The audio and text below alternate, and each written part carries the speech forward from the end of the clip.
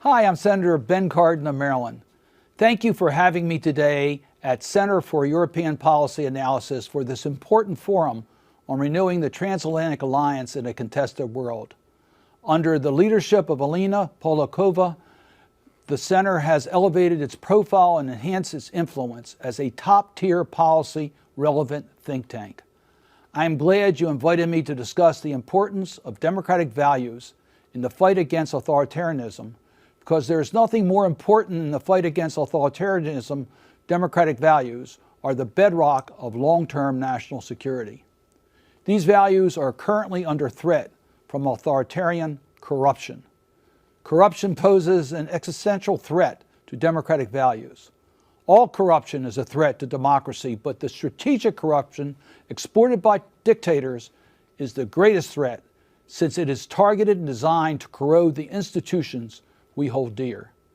As demonstrated by President Biden's proclamation in June in National Security Study Memorandum No. 1, that countering corruption is a core U.S. national security interest, and launched the same month of a new Congressional Counter-Kleptocracy Caucus. The two branches of government are aligned in the fight against corruption.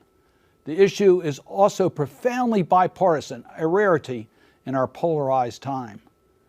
The dictators want to pick and choose when to have the rule of law. They want to hide their dirty money in the West, where it's protected by the rule of law.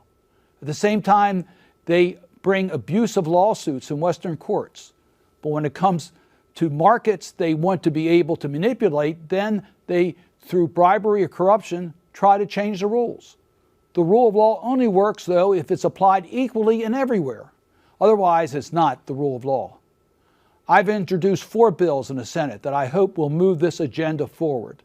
The first bill is the Global Magnitsky Act reauthorization, which would make the law permanent and expand its authority.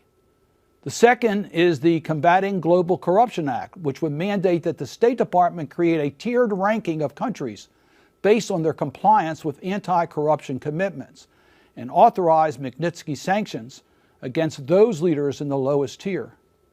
The third bill is the Countering Russia and Other Overseas Kleptocracy, the Crook Act. It creates an anti-corruption action fund financed by fines on companies guilty of paying bribes to foreign officials. That would provide ready resources for immediate intervention during historic windows of opportunity for reform.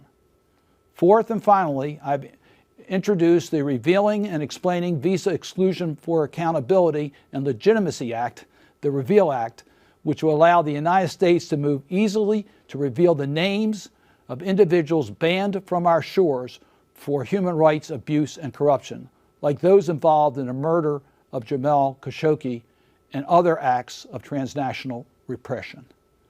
I would appreciate any help and support so that we can get these measures passed by the Senate and the House and enacted into law this year. Thank you again for the invitation, and I wish you a productive discussion.